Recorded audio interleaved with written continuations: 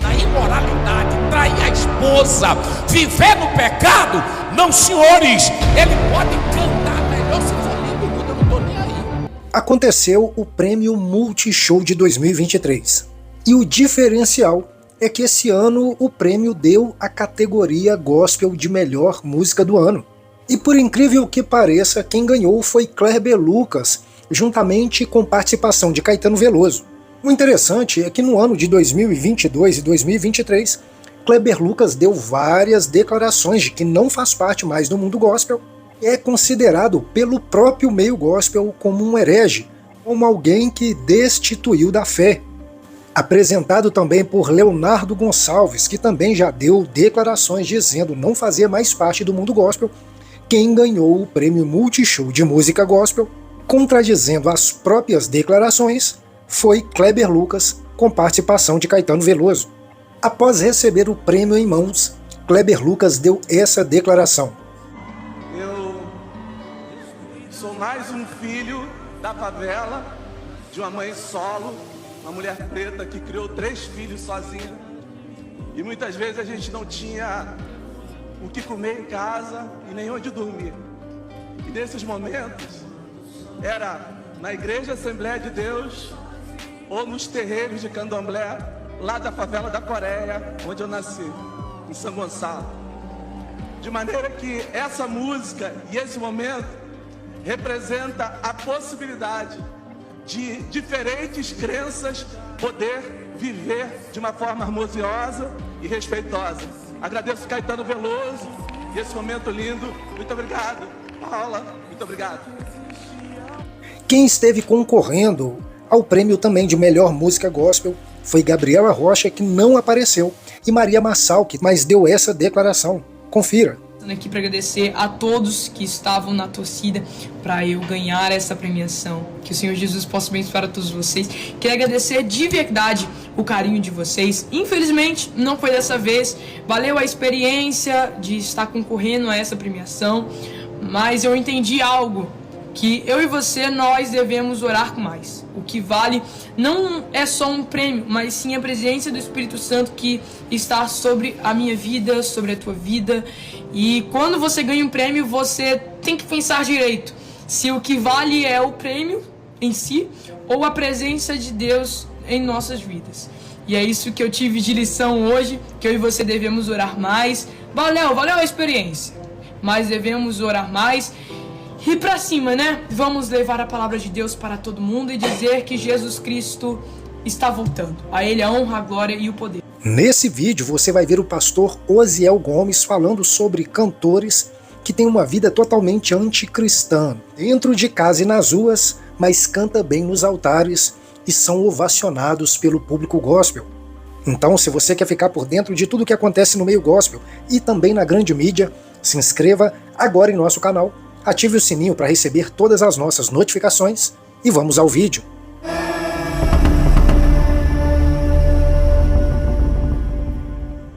A cultura social. Irmãos, eu vou dizer uma coisa aqui hoje, pastor Edgar, que antigamente, o senhor é pastor há quantos anos? Quantos anos? 40 anos, ele é pastor há 40 anos. Só que antigamente, cada era tem seu problema. Mas qual era o problema dele antigamente? Era batalhar contra o pecado. Era ir ao pecador e dizer, olha, Jesus quer te salvar. Pronto, tinha, naquela época, aqui e acolá, a gente ouvia falar na maconha, mas não era nem maconha que eles chamavam. Era, como era? Diamba. Era diamba, quase o nome de uma mulher, diamba, não é? Para não dizer diaba. Olha, escute o que eu vou dizer aqui esta noite para vocês. Escutem bem. Só para vocês terem uma ideia, prefeito. O que eu estou dizendo aqui, pastores, é que naquela época a luta dele era uma luta com uma pessoa que não entendia o evangelho. Era uma luta com uma pessoa que não queria aceitar Cristo. Hoje, qual é o problema para nós, senhores pastores? Ouçam bem o que eu vou dizer aqui. A cultura de hoje é uma cultura infernal. A cultura de hoje é uma cultura diabólica. Vocês não imaginam o que eles ensinam hoje nas escolas com uma cultura que dizem que é cultura social. A cultura hoje ela é tão perigosa, ela é tão maléfica, que ela está matando até a gramática portuguesa. Quando vocês estudam sobre todas essas questões, hoje ninguém sabe mais quem é quem. Hoje ninguém nasce mais homem, nem nasce mulher. Hoje o mundo está assim, está tudo bagunçado, do jeito que o povo gosta e do jeito que o diabo manda. Hoje, antigamente você sabia quem era quem, você sabia o que era um menino, sabia o que era uma menina. Hoje não, está tudo bagunçado. E qual é o ensinamento? Não pregue contra isso, porque cada um tem que ser o que deseja ser. A cultura, ela está trazendo isso, outro perigo. Tem irmão que está ouvindo música mundana e imoral e dizendo assim, não tem nada não. Eu estou ouvindo música de um cantor mundano, mas ele está falando é de natureza. Ele está falando é da beleza de Deus. Raul Seixas falava também. Só que quando você olha para a história dele, morreu dentro do apartamento dele, cheio de droga, cheio de bebida, cheio de imoralidade. Lutero dizia que você tem que saber por onde é que a água está passando. Eu creio que você não quer que a água na sua casa chegue lá da caixa d'água. Se alguém disser assim, olha, morreu um rato podre lá dentro da caixa d'água, você vai beber a água? Vamos lá, você vai beber a água? Então como é que eu vou ouvir música de um cantor que a vida dele é se prostituir na imoralidade, trair a esposa, viver no pecado? Não, senhores, ele pode cantar a melhor sinfonia do mundo, eu não estou nem aí. Mas a cultura na nossa igreja está desse jeito, tem um bocado de jovem. E os cantores que não estão dando para cantar mundano, eles estão pegando as músicas de cabaré e estão colocando a melodia. Já tem hino aí que é uma sofrência. Um dia desse eu estava cansado demais, eu disse, Darian, eu vou ficar aqui em casa hoje, eu não vou para a igreja hoje não. Aí eu peguei aqui uma caixa de som, não tem aquelas que a gente bota hoje, e botei sertanejo cristão. E aí, meu irmão, taquei e eu deitei na rede. E aí a Adriana disse, vixe, agora tu tá ouvindo música de sofrência? Eu disse, não, aqui é de crente. Ela disse, não, é bom tu baixar isso aí que os vizinhos estão vendo. Rapaz, mas era de sofrência mesmo. Aí pronto, e aí você vai, olha que está doendo, mas está sofrendo, mas você vai lá. Aí lá no finalzinho ele diz, Jesus é a tua vitória. Ou seja, Lutero diz que nós não precisamos pegar as melodias do cabaré para trazer para a igreja. As coisas de Deus, elas são santas. E quem quer avivamento tem que começar com o que é santo, irmãos. Então muito cuidado com essa questão da cultura. E eu vou dizer outra coisa aqui. O que impede um verdadeiro avivamento? Sabe o que é? Conflitos religiosos. Hoje tem crente aqui mesmo. Se o pastor aqui disser uma coisa, ele se zangue e diz, eu vou já abrir uma igreja. Não é assim? Aí um bocado de crentinho daqui também vão atrás. Aí pronto, aí está aqui governador Luiz Rocha, 100 igrejas, cada uma que saiu de uma só. Aí 10 crentinhos lá cantando, não é assim? Como é que vem o avivamento?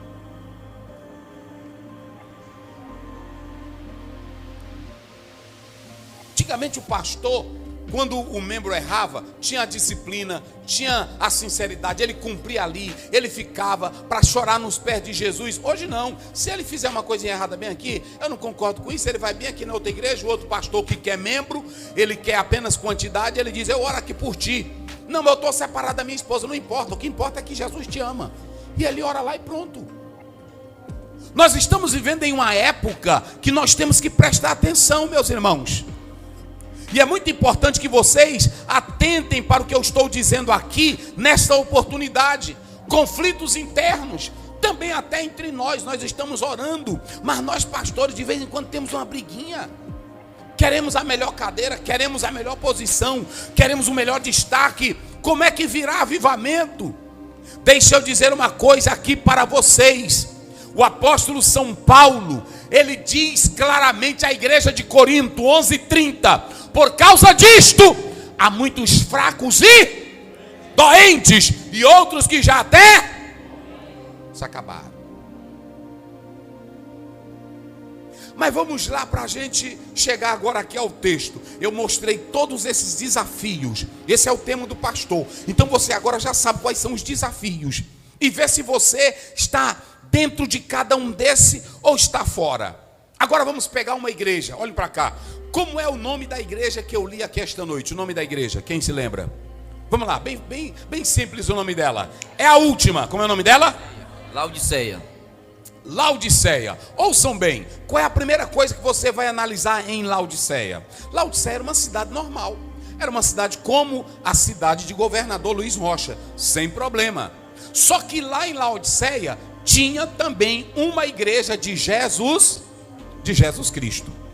Segundo a história, essa igreja ela fora fundada por Epáfras.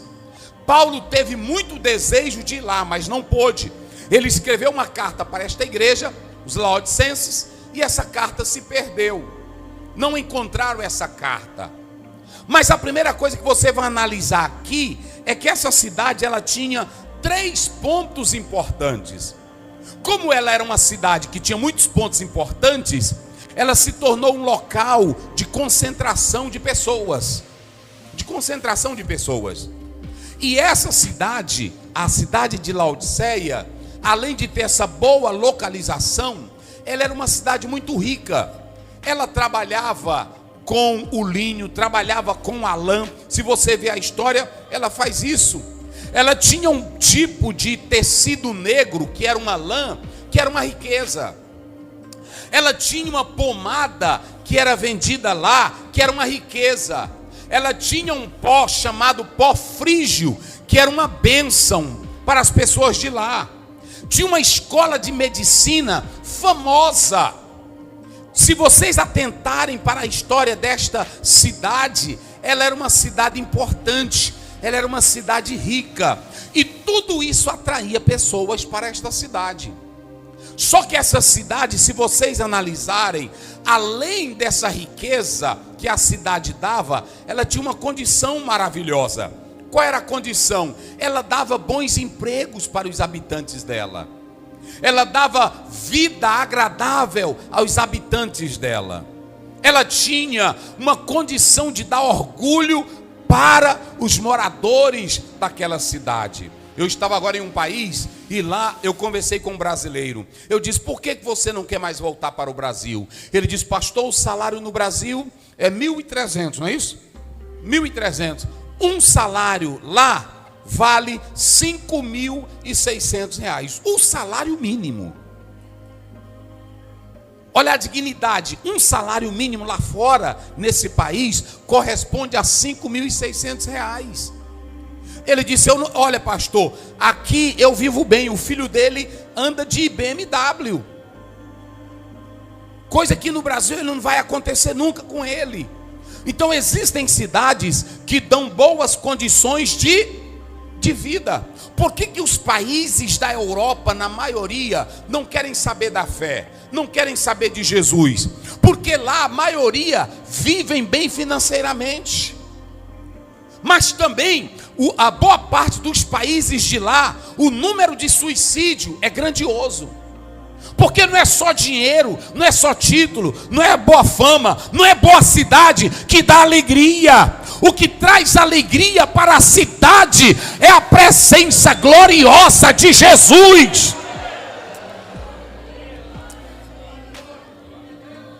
É por isso que quando você lê Lucas capítulo 2, o próprio Senhor, está escrito em Lucas, ele diz: e ouve-se os seres angelicais cantando, glória a Deus nas alturas, paz na terra, boa vontade para com os homens. Não basta apenas ter casa boa, não basta apenas ter dinheiro, não basta apenas ter posição. Mas na cidade, essa cidade era maravilhosa. Tinha esse colírio aí que era bom para os olhos, curava, salvava as pessoas. Agora tem uma coisa: quando você atenta para essa cidade, você vai analisar que tinha uma igreja nessa cidade. Digam comigo: tinha uma igreja. Tinha uma igreja. Diga mais forte: tinha uma igreja. Mais forte: tinha uma igreja. Como era o nome dela? Como era o nome dela? Deixa eu dizer uma coisa para vocês e os senhores aqui esta noite. Laodiceia, pastores, não tem um problema de doutrina. Ouçam bem, igreja.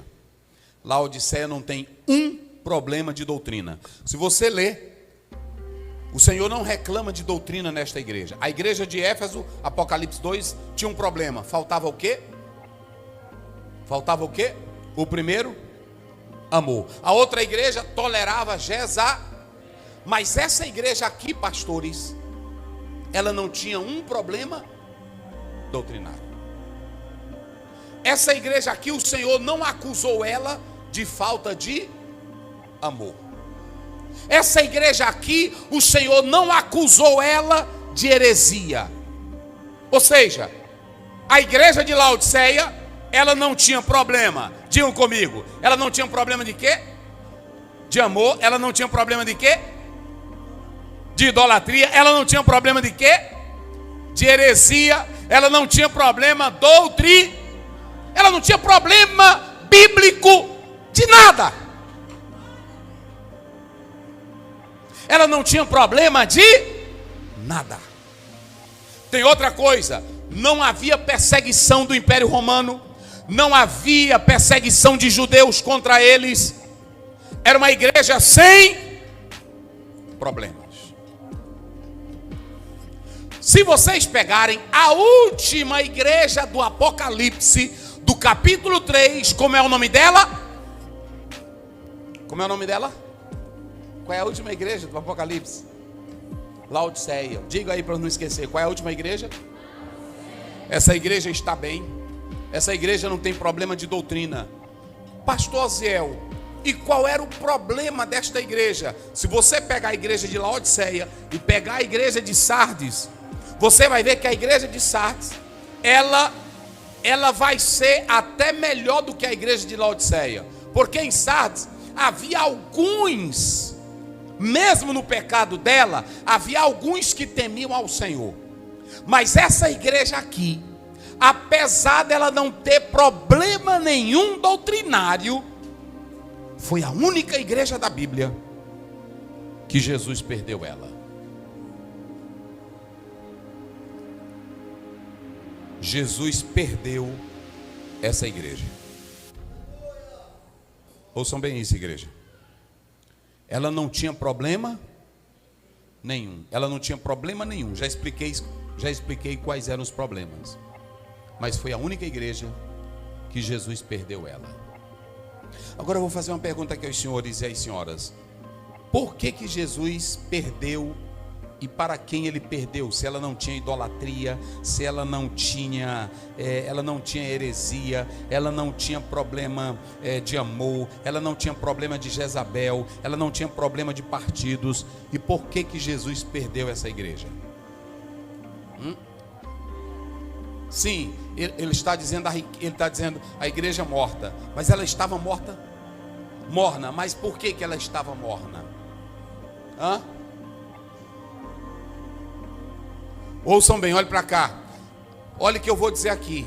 Tem irmão que diz assim: pastor, eu não estou indo para a igreja porque é muito luta. Eu estou desanimado porque tem muita luta. As igrejas que eram mais avivadas eram as igrejas que tinham mais lutas.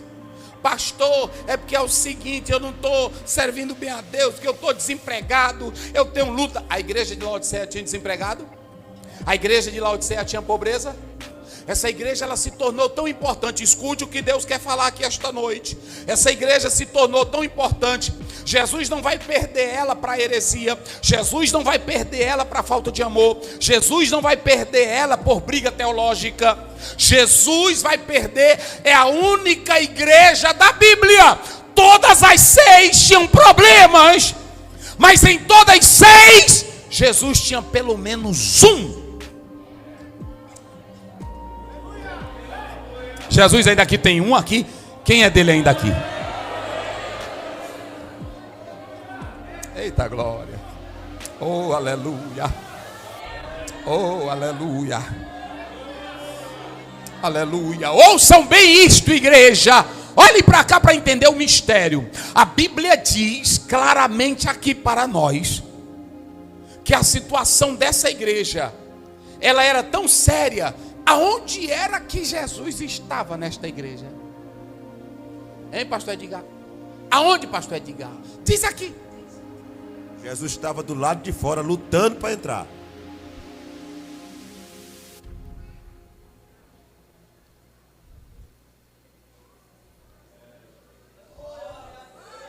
Irmãos, aí o pastor falou aqui do desafio. Se eu chegasse aqui esta noite, porque é muito gostoso você estar aqui, eu também estar. Tem uns pregadores para isso, eu não fui chamado para isso. Eu fui chamado para te dizer a verdade. Câncer, olha para cá. Câncer, o médico só arranca com cirurgia, quimioterapia, fisioterapia. Pecado não se arranca com colher de chá passando açúcar ou dizendo vai melhorar. Pecado se arranca com palavra. Jesus está do lado de fora. O irmão falou ali dizendo a riqueza trouxe problema. Abraão era rico. Não, grita bem forte. Abraão era rico. Abraão era rico. Jó era rico. Jacó era rico. José foi governador. Neemias foi governador. Tirou a fé. Que tem irmã. Olha, irmão, se tu pegar, me dá a nota aí de 100. Me dá a nota aí, que tu tem ela aí. Eu não tenho nada. Rapaz, ele tem mesmo. É 100 mesmo. Olha pra cá. Vou mostrar pra você o seguinte. Qual é o poder que esse dinheiro aqui tem? Falem aí vocês. Qual é o poder que esse dinheiro aqui tem? Qual é o poder que esse papel aqui tem? Vamos, falem. Qual é o poder que ele tem? Nenhum, gente. Isso aqui é neutro. Qual é o poder que um carro tem? Nenhum. Quando você vai para Mateus 15:19, a Bíblia diz que o problema está aqui. É do teu coração que surge tudo. Dinheiro não é problema. Tem irmão que diz assim: o irmão depois que ficou rico, deixou de se congregar. Ele deixou de se congregar porque ele nunca foi crente de verdade. Porque dinheiro não arranca a fé de crente. Fazenda não arranca a fé de crente. A Bíblia diz no capítulo 1, verso 20, lá do 21 de Jó, quando ele perdeu tudo que disseram, perdeu as ovelhas, perdeu os camelos, perdeu os boi, perdeu tudo, ele jogou o joelho em terra. Bendito seja o Senhor, no eu nasci, no voltarei. Quem é crente aí até o tutano, levante a mão.